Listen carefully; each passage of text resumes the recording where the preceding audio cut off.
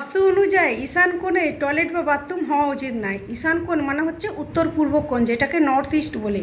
সেখানে হচ্ছে দেবতার স্থান। ঈশান কোণে টয়লেট বা বাথরুম হওয়া উচিত নয়। যদি হয়ে থাকে তাহলে সেটার দোষ কাটাবো কী করে?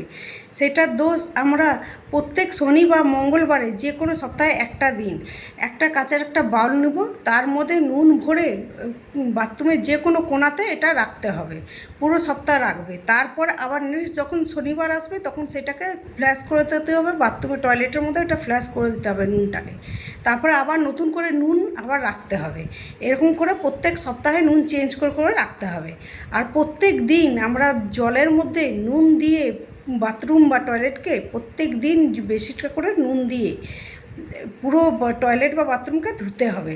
আর বাথরুমের যে দেওয়াল আছে তার কালার হালকা ব্লু কালারে করতে হবে। এতে ঈশান কোণে যে বাথরুম থাকে তার দোষ কেটে যায়।